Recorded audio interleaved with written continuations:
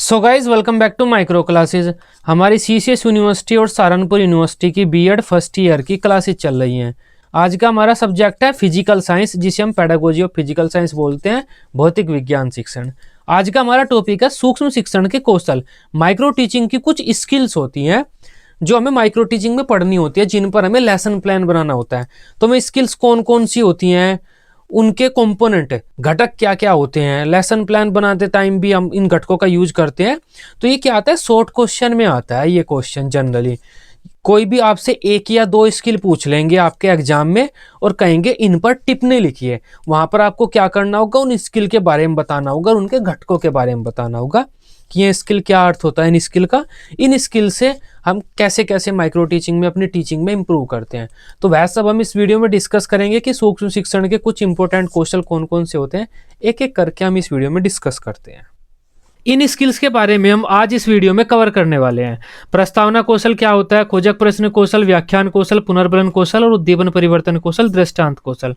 तो ये कौशल क्या होते हैं, इनके बारे में आज हम डिस्कस करने वाले हैं। देखो ये सब क्या है, ये माइक्रो टीचिंग की स्किल्स हैं। माइक्रो टीचिंग क्या होता है, माइक्रो टीचिंग एक ऐसी प्रक्रिया है जिसके द्वारा छात्र अध्यापक के शिक्षण कौशलों का विकास किया जाता है। किसी छात्र के शिक्षण कौशल का विकास करने के लिए हम सूक्ष्म शिक्षण का प्रयोग करते हैं। इस प्रक्रिया में क्या होता है, 5 से 10 बच्चों का एक ग्रुप होता है जो आपस में पढ़ाने की प्रैक्टिस करते हैं। एक एक बच्चा सामने आता है और कोई भी एक स्किल को पढ़ाता है, किसी भी एक काम को करता है। तो पाठ की शुरुआत करता है, या प्रश्न पूछता है, या एक्सप्लेन करता है, या मोटिवेट करता है बच्चों को। तो एक काम, किसी भी एक चीज की प्रैक्टिस करते हैं एक बार में सूक्ष्म शिक्षण में। तब ये वे स्किल्स हैं जिनकी ये बच्चे प्रैक्टिस करते हैं। अब इन स्किल्स के बारे में बात करते हैं, ये क्या स्किल्स होती हैं और किन किन बातों का ध्यान रखना होता है बच्चों को प्रैक्टिस करते टाइम। सबसे पहली स्किल है हमारी प्रस्तावना कौशल, इंट्रोडक्शन स्किल। इस स्किल में एक शिक्षक यह प्रैक्टिस करता है कि छात्रों की पाठ की शुरुआत कैसे करनी है। प्रस्तावना कौशल में एक शिक्षक या एक छात्र अध्यापक इस चीज की प्रैक्टिस करता है कि पाठ की शुरुआत कैसी होनी है। प्रस्तावना कौशल पाठ की शुरुआत से संबंधित होता है। इस स्किल में एक बच्चा पाठ की शुरुआत करनी सीखता है, छात्रों से प्रस्तावना प्रश्न पूछता है, उनके पूर्व ज्ञान को नवीन ज्ञान से जोड़ता है और मोटिवेट करता है। ये सारे काम हमारे प्रस्तावना कौशल से संबंधित होते हैं। इंट्रोडक्शन स्किल, यह सूक्ष्म शिक्षण का सबसे प्रथम व प्रभावी कौशल है और आधारभूत व महत्वपूर्ण कौशल है। इस कौशल का संबंध पाठ को शुरू करने से होता है। इसमें हम छात्रों को प्रेरित करते हैं, उनके पूर्व ज्ञान का पता लगाते हैं तथा छात्रों को पढ़ाए जाने वाले पाठ की जानकारी छात्रों को प्रदान करते हैं। इसके लिए हम प्रस्तावना प्रश्नों का प्रयोग करते हैं। प्रस्तावना प्रश्नों का प्रयोग किसी भी छात्र को प्रारंभ करने से पहले किया जाता है। इससे विद्यार्थियों के पूर्व ज्ञान का पता चलता है, साथ ही पढ़ाए जाने वाले प्रकरण की भी सामान्य जानकारी छात्रों को हो जाती है। प्रस्तावना प्रश्न में हम कम से कम 3 प्रश्न और ज्यादा से ज्यादा 5 प्रश्नों का प्रयोग करते हैं। इन प्रश्नों के द्वारा छात्रों के पूर्व ज्ञान को नवीन ज्ञान से जोड़ते हैं और अंतिम प्रश्न समस्यात्मक होता है। उसके द्वारा हम छात्रों में रुचि तत्परता का विकास करते हैं, मतलब छात्रों को मोटिवेट करते हैं। अब देखो प्रस्तावना कौशल में एक स्टूडेंट क्या करता है, कि स्टूडेंट टीचर क्या करता है, वह सामने आता है, छात्रों से सबसे पहले कुछ प्रश्न पूछता है, उनके पूर्व ज्ञान को नवीन ज्ञान से जोड़ता है और उसके बाद वह बताता है कि आज हम क्या पढ़ने वाले हैं। तो यह अपने पाठ की शुरुआत करता है। एक टीचर इस प्रस्तावना कौशल में छात्रों को मोटिवेट करता है और उन्हें बताता है कि आज हम क्या पढ़ने वाले हैं। प्रस्तावना कौशल में एक शिक्षक ये कार्य करता है, छात्रों को यह बताना कि आज हम क्या पढ़ने वाले हैं, छात्रों के पूर्व ज्ञान को नवीन ज्ञान से जोड़ना, छात्रों को पढ़ने के लिए मानसिक रूप से तैयार करना, मतलब उन्हें मोटिवेट करना, छात्रों में प्रकरण के प्रति रुचि पैदा करना और उद्देश्य कथन कहना। अपना उद्देश्य कथन कहने का मतलब होता है, टीचर ये कहता है कि तो बच्चों आज हम ये पढ़ने वाले हैं, तो वो जो स्टेटमेंट होता है वो बोलता है यहाँ पर। अब प्रस्तावना कौशल के घटक की बात कर लेते हैं, कंपोनेंट्स की बात कर लेते हैं। घटक से मतलब होता है में कौन सी बातें होती हैं जो एक टीचर को प्रस्तावना कौशल की प्रैक्टिस करते टाइम या पाठ की शुरुआत करते टाइम ध्यान रखनी पड़ती हैं। घटक का मतलब होता है वे बातें जो एक छात्र अध्यापक को ध्यान रखनी पड़ती हैं प्रस्तावना कौशल का प्रयोग करते समय। पूर्व ज्ञान से संबंधित कथन पहला घटक है इसका। जो प्रस्तावना कौशल के हमारे क्वेश्चन होते हैं, जो स्टेटमेंट होते हैं, हमारी बातें होती हैं, वे छात्रों के पूर्व ज्ञान से संबंधित होनी चाहिए। कुछ बातें ऐसी होनी चाहिए जो छात्रों के पूर्व ज्ञान से संबंधित हो। विषय वस्तु व उद्देश्य, उसके उद्देश्यों से संबंधित कथन जो हमारे क्वेश्चन होने चाहिए, जो हमारे स्टेटमेंट होने चाहिए, वे हमारे टॉपिक से और उसके ऑब्जेक्टिव से संबंधित होने चाहिए। कथनों में श्रृंखलाबद्धता होनी चाहिए, हमारे प्रश्न सीक्वेंस में पूछे जाने चाहिए। ऐसा नहीं है एक प्रश्न तो हमने अमेरिका के बारे में पूछ लिया, दूसरा शिमला के बारे में पूछ लिया, तो एक सीक्वेंस में पूछे जाने चाहिए प्रश्न। छात्रों में प्रेरणा व रुचि पैदा करने की क्षमता होनी चाहिए हमारे प्रश्नों में। हमें सहायक सामग्री का भी प्रयोग करना है, सहायक सामग्री का प्रयोग करके भी छात्रों से कुछ प्रश्न पूछने हैं। उद्देश्य कथन उचित प्रकार से कहना कि आज हम इस टॉपिक का अध्ययन करने वाले हैं या आज का हमारा प्रकरण है ये, तो इस प्रकार जो हमारा उद्देश्य कथन है वह सही तरह से हमें कहना है जिससे कि बच्चे समझ पाए आज का क्या टॉपिक है। तो ये प्रस्तावना कौशल के कंपोनेंट होते हैं। अगर प्रस्तावना कौशल के बारे में शॉर्ट क्वेश्चन आता है तब आपको प्रस्तावना कौशल के बारे में लिखना है और उसके कंपोनेंट लिखने हैं। 2 बातें तो आपको जरूरी लिखनी है। अब एक्सप्लेनिंग स्किल देख लेते हैं हम। एक्सप्लेनेशन क्या होता है? एक्सप्लेनिंग स्किल व्याख्यान कौशल, व्याख्या कौशल इसे हम बोलते हैं। इस कौशल में एक स्टूडेंट व्याख्या करने की प्रैक्टिस करता है, यह सीखता है कि हमें एक्सप्लेन कैसे करना है पाठ। तो सामने आता है, अपने पाठ को पढ़ाता है, एक्सप्लेन करता है उसकी और बैठ जाता है। तो यह काम करता है इस स्किल में। छात्रों के सामने अपने पाठ्य वस्तु को बोलकर सरलतम रूप से प्रस्तुत करने की प्रक्रिया को हम व्याख्यान कौशल बोलते हैं। इस कौशल के दौरान छात्र अध्यापक छात्रों के सामने व्याख्यान करने के कौशलों को सीखता है। एक शिक्षक को शिक्षण प्रक्रिया में अनेक सिद्धांत, प्रत्यय, नियमों आदि को समझाना पड़ता है। इसके लिए शिक्षक इनकी व्याख्या करता है। इसमें विषय वस्तु पर आधारित तथा उससे संबंधित कुछ सार्थक कथन शिक्षक द्वारा दिए जाते हैं। तो एक्सप्लेनेशन में एक शिक्षक क्या करता है? टॉपिक से रिलेटेड कुछ क्रमबद्ध कथनों का प्रयोग करता है। यह कौशल शिक्षक के व्यवहारों का वह समूह है जिसके द्वारा किसी प्रत्यय, सिद्धांत, नियम, पद, परिभाषा, संरचना आदि को भलीभांति समझाने के लिए अंतः संबंधित व अंतः आश्रित कथनों का प्रयोग करता है। तो मतलब इनका एक ही है, हम शिक्षक कथनों का प्रयोग करके किसी चीज को समझा रहा है तो उसे हम भाषण देना ही बोलते हैं, एक्सप्लेन करना ही बोलते हैं। एक परिभाषा दे सकते हैं आप, टी.एस. रिस्क के अनुसार व्याख्यान उन तथ्यों, सिद्धांतों व अन्य संबंधों का स्पष्टीकरण है जिसको एक शिक्षक चाहता है कि उसको सुनने वाले उसे समझे। ये मैंने आपको पहले पढ़ा दिया है। तो व्याख्यान कौशल में एक शिक्षक या एक छात्र अध्यापक लेक्चर देना सीखता है। व्याख्यान कौशल के ये घटक हैं। एक टीचर को लेक्चर देते टाइम इन बातों का ध्यान रखना होता है। सबसे पहले तो उपयुक्त प्रारंभिक कथन का प्रयोग करना, लेक्चर की शुरुआत एक अच्छी तरह से करना।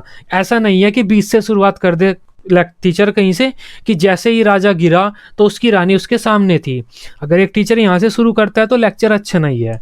तो प्रारंभिक कथन का सही तरह से प्रयोग करना चाहिए। एक टीचर को ऐसा बोलना चाहिए कि एक टाइम की बात है, वहाँ पर एक राजा था वगैरह वगैरह। तो शुरुआत अच्छे से करनी चाहिए एक्सप्लेनेशन की। दूसरा पॉइंट है उसकी भाषा अच्छी हो, ऐसी हो जो बच्चों की समझ में आ रही हो, न स्पीड ज़्यादा हो न कम हो।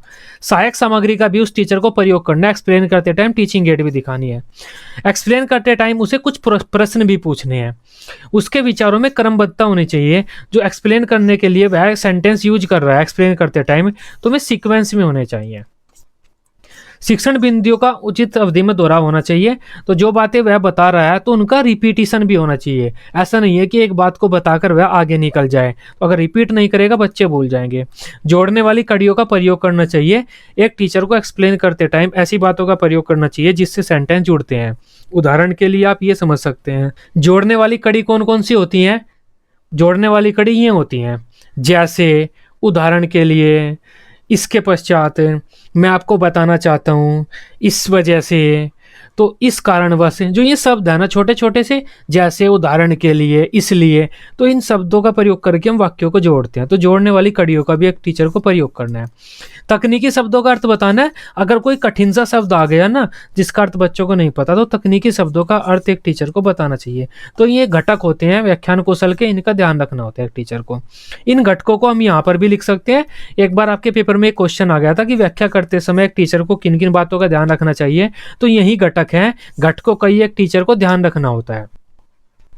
तब आप इन घटकों को शब्दों में बनाकर लिख सकते हैं, वाक्यों में बनाकर, इस तरह से कि व्याख्या करने की भाषा सरल होनी चाहिए, पाठ की गति प्रारंभ में मंद हो और बाद में सतत हो, श्रव्य दृश्य सामग्री का प्रयोग करना चाहिए, आवाज स्पष्ट होनी चाहिए, निष्कर्षात्मक कथन बोलने चाहिए, बाद में निष्कर्ष के लिए कथन बोलना चाहिए कि इस पाठ से हमें क्या निष्कर्ष मिलता है। छात्रों से कुछ क्वेश्चन पूछने चाहिए, उदाहरणों का प्रयोग करना चाहिए, कथनों में संबंध होना चाहिए, सीक्वेंस होना चाहिए। तो ये बातें वही है जो हमने ऊपर पढ़ी थी। अब हम खोजक प्रश्न कौशल की बात करते हैं, एक्सप्लेनिंग स्किल। इस स्किल में एक टीचर छात्रों से क्वेश्चन आंसर करता है, क्वेश्चन आंसर करने सीखता है। अब इसे हम प्रश्नोत्तर कौशल न बोलकर खोजक प्रश्न कौशल बोलते हैं। क्यों बोलते हैं? क्योंकि हम बच्चों से ऐसे क्वेश्चन पूछते हैं इस स्किल में ताकि बच्चे उत्तर देते। इसे हम वैसे प्रश्नोत्तर कौशल भी बोलते हैं। अगर कोई टीचर प्रश्न करना सीखता है तो वो खोजक प्रश्न कौशल में ही सीखता है। इसे हम क्वेश्चनिंग स्किल या फिर प्रूविंग क्वेश्चनिंग स्किल बोलते हैं। ये सारे नाम है, इसके आप पढ़ सकते हैं क्वेश्चनिंग स्किल से। देखो इस स्किल में एक टीचर क्या सीखता है, क्वेश्चन आंसर करने सीखता है, पहली बात तो ये है। लेकिन कई बार ऐसा होता है जब टीचर बच्चों से क्वेश्चन पूछता है तो बच्चे उसका उत्तर नहीं दे पाते, तब टीचर को कुछ ऐसे प्रश्न पूछने पड़ते हैं जिससे कि वह बच्चा उत्तर तक पहुंच जाए। उन प्रश्नों को ही हम खोजक प्रश्न बोलते हैं। खोजक प्रश्न मतलब उत्तर खोजने के लिए जो प्रश्न एक टीचर पूछता है उन्हें हम खोजक प्रश्न बोलते हैं। टीचर ने पूछा भारत की राजधानी क्या है, बच्चे ने नहीं बताया, तब एक टीचर क्या करेगा, खोजक प्रश्न पूछेगा।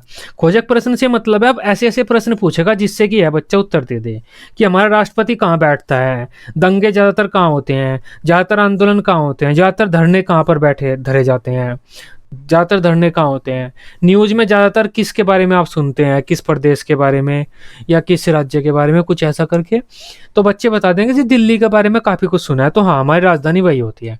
तो इस तरह से जब एक टीचर ऐसे क्वेश्चन पूछता है जिसके द्वारा बच्चे को उत्तर तक लाया जाता है, उन प्रश्नों को हम खोजक प्रश्न बोलते हैं। तो इस स्किल में एक टीचर यही सीखता है कि बच्चे से क्वेश्चन आंसर कैसे करें और बच्चे को उत्तर तक कैसे लेकर आएं। इस वजह से इस स्किल को हम खोजक प्रश्न कौशल बोलते हैं। शिक्षक छात्रों के पूर्व ज्ञान के जांच के लिए तथा पाठ के विकास के लिए शिक्षण प्रक्रिया के दौरान प्रश्न पूछता रहता है। यदि छात्र उन प्रश्नों का उत्तर देने में समर्थ नहीं होते तब इस स्थिति में शिक्षक छात्रों से सही उत्तर निकालने के लिए खोजपूर्ण प्रश्नों की सहायता लेता है, जिससे छात्र सही उत्तर तक पहुंच जाते हैं। अर्थात शिक्षक द्वारा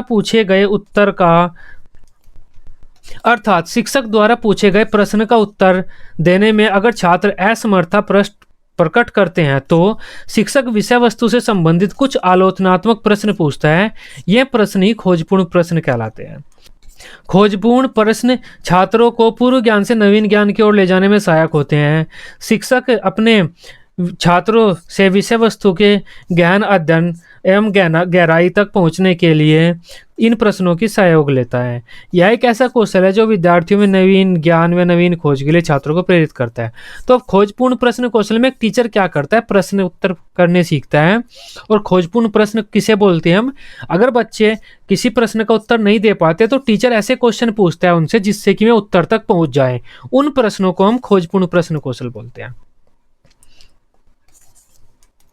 अब कंपोनेंट की बात कर लेते हैं। खोजपूर्ण प्रश्न कौशल के कंपोनेंट कौन कौन से होते हैं। पहला होता है अनुबोधन या संकेत करना, मतलब हम ऐसे प्रश्न पूछते हैं बच्चों से जो उत्तर की ओर संकेत करते हैं। अगर बच्चे उत्तर नहीं दे पाते तो हमें ऐसे प्रश्न पूछने पड़ते हैं उनसे जो उत्तर की ओर संकेत करते हैं, उत्तर तक ले जाते हैं। तो ये अनुबोधन का मतलब होता है। अधिक सूचना की प्राप्ति, अगर हम बच्चों से कोई क्वेश्चन पूछते हैं और बच्चे उसका पूरा उत्तर नहीं देते, आधा ही उत्तर देते हैं, तब हम उनसे ऐसे क्वेश्चन पूछते हैं जिससे कि अधिक सूचना हमें प्राप्त हो जाए उनके उत्तर के बारे में। तो ऐसे क्वेश्चन भी पूछने पड़ते हैं हमें। पुनर्केंद्रण, कभी कभी क्या होता है एक टीचर क्वेश्चन बोल देता है, बच्चे उसे नहीं समझ पाते हैं पूरा तो गलत उत्तर दे देते हैं। तो टीचर को उस क्वेश्चन से संबंधित ऐसे क्वेश्चन पूछने पड़ते हैं जिससे छात्रों का ध्यान क्वेश्चन की ओर केंद्रित हो जाए, मतलब छात्र क्वेश्चन को सही तरह से समझ जाए। छात्रों को क्वेश्चन सही तरह से समझाने के लिए जो क्वेश्चन टीचर और आसान करके पूछता है उस प्रक्रिया को हम पुनर्केंद्रण बोलते हैं। पुनर्निर्देशन होता है किसी क्वेश्चन के बारे में ज़्यादा उत्तर प्राप्त करना। जैसे कि भारत की समस्याएं क्या हैं, तो एक छात्र ने उत्तर दे दिया सर गरीबी है, बेरोजगारी है, प्रदूषण है। तो वह टीचर अब दूसरे बच्चों से भी उत्तर पूछेगा, दूसरा बच्चा कोई कुछ और बताएगा, कोई कुछ और बताएगा, कोई कुछ और बताएगा। तो इससे छात्र एक प्रश्न के बारे में ज़्यादा सोच विचार कर पाते हैं। तो यहाँ पर एक शिक्षक किसी छात्र के पुनर्निर्देशन में एक शिक्षक छात्रों से किसी प्रश्न के ज़्यादा से ज़्यादा उत्तर प्राप्त करने की कोशिश करता है, ज़्यादा से ज़्यादा तथ्य प्राप्त करने की कोशिश करता है। लेकिन यहाँ पर दूसरे नंबर में वह किसी एक उत्तर के ज़्यादा जानकारी प्राप्त करने की कोशिश करता है। अधिक सूचना प्राप्ति का प्रयोग तब होता है अगर बच्चे पूरा उत्तर नहीं देते, लेकिन पुनर्निर्देशन का प्रयोग तब होता है जब वह टीचर उस प्रश्न के और उत्तर प्राप्त करना चाहता है कि इस प्रश्न के और भी उत्तर हैं तो आप में भी उत्तर बताइए। जैसे किसी एक देश का नाम बताइए, तो बच्चे बता देंगे तो प्रश्न का उत्तर तो पूरा हो गया ना, तब टीचर और पूछता रहता है आप भी बताइए, आप भी बताइए, वो पुनर्निर्देशन होता है। आलोचनात्मक सजगता में क्या होता है, एक टीचर क्वेश्चन बच्चों से ऐसे क्वेश्चन पूछता है, क्यों, कैसे। इससे क्या होता है, बच्चे उस क्वेश्चन के बारे में ज़्यादा गहन विचार करते हैं, बारीकी से तथ्य सोचते हैं, तो बच्चों की सृजनात्मक कौशलों का विकास होता है। तो ये कंपोनेंट होते हैं हमारे प्रश्नोत्तर स्किल के, इसके खोजक प्रश्न कौशल स्किल के। अनुबोधन में हम ऐसे प्रश्न पूछते हैं ताकि बच्चे उत्तर तक पहुंच जाएं। अधिक सूचना प्राप्ति का प्रयोग तब करते हैं अगर बच्चे किसी प्रश्न का उत्तर पूरा नहीं देते, तब हम और प्रश्न पूछते हैं ताकि पूरी जानकारी हमें मिल जाए। जैसे अगर हम नाउन की परिभाषा पूछते हैं बच्चों से और बच्चे बोलते हैं नाम को ही संज्ञा बोलते हैं, तो वह पूरा उत्तर तो नहीं हुआ, तब टीचर और प्रश्न पूछेगा ताकि पूरा उत्तर मिल जाए। पुनर्केंद्रण में हम प्रश्न को स्पष्ट करते हैं। पुनर्निर्देशन में हम किसी प्रश्न के और ज्यादा उत्तर प्राप्त करने की कोशिश करते हैं। आलोचनात्मक सजगता में हम क्यों, कैसे वाले प्रश्न पूछते हैं ताकि बच्चे गंभीर रटकर उत्तर न दें, अपने दिमाग से कोई उत्तर दें।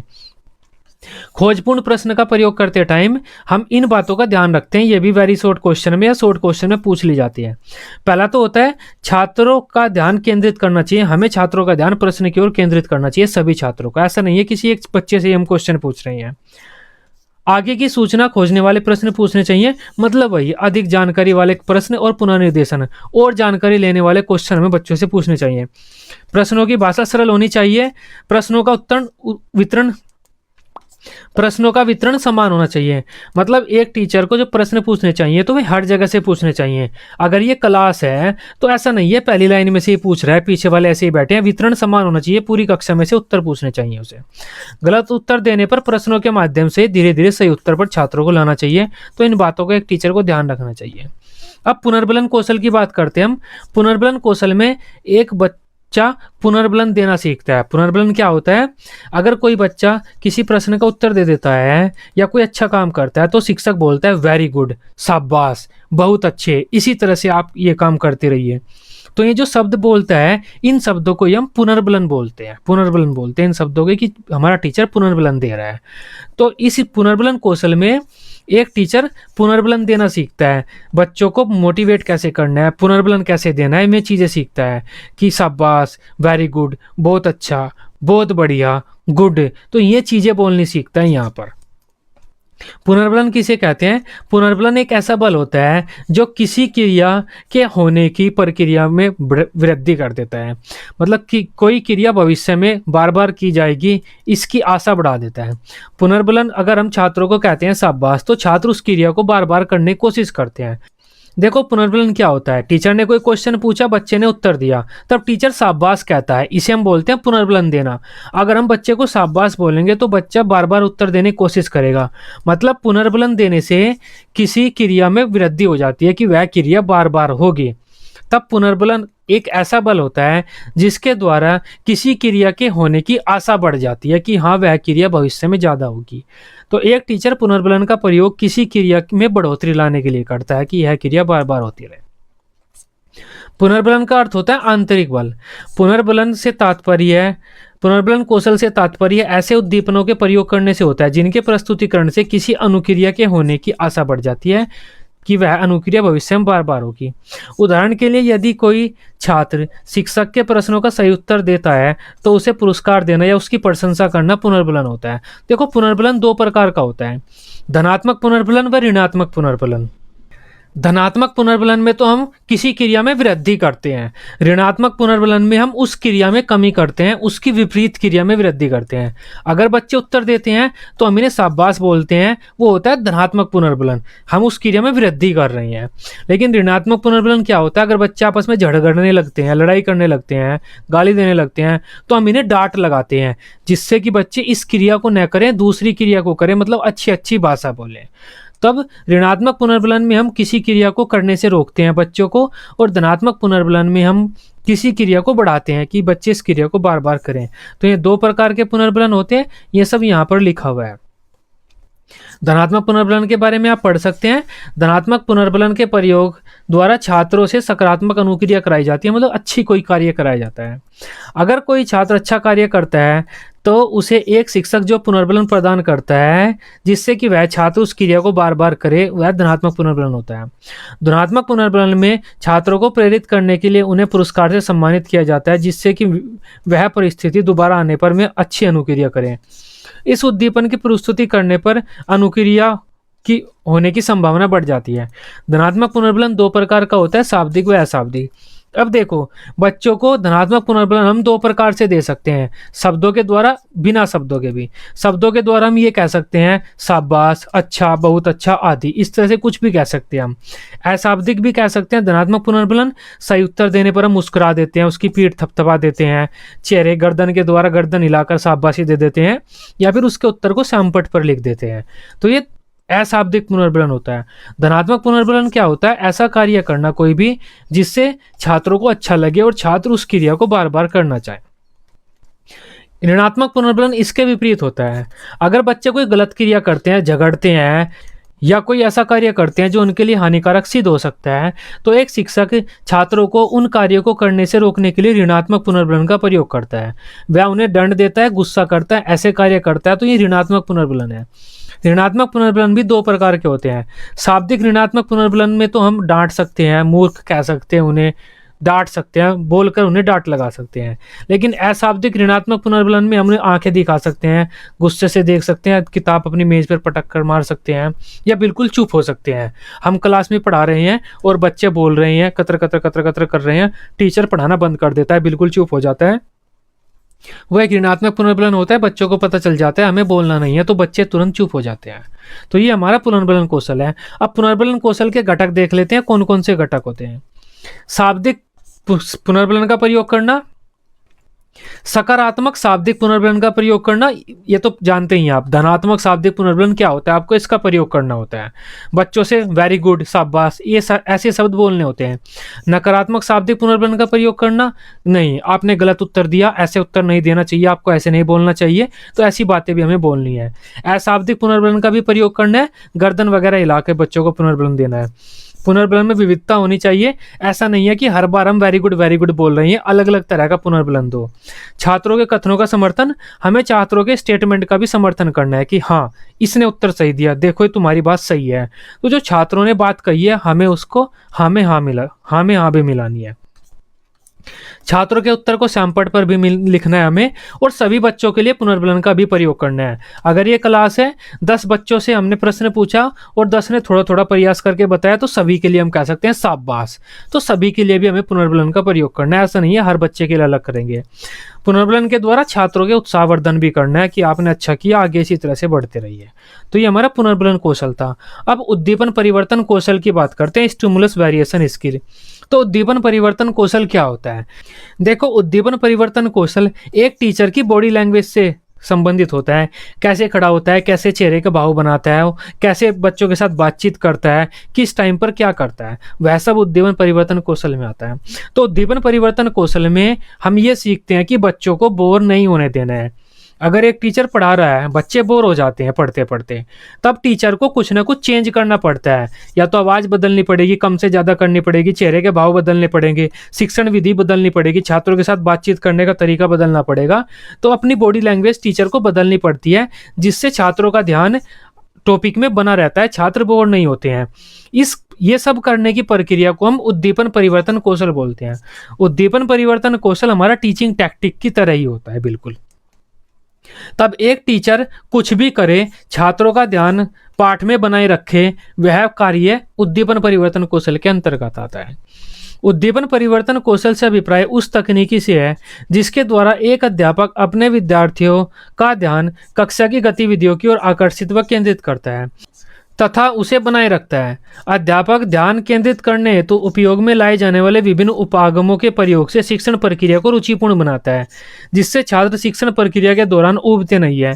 इससे शिक्षण प्रक्रिया के उद्देश्यों को प्राप्त करने में सफलता मिलती है।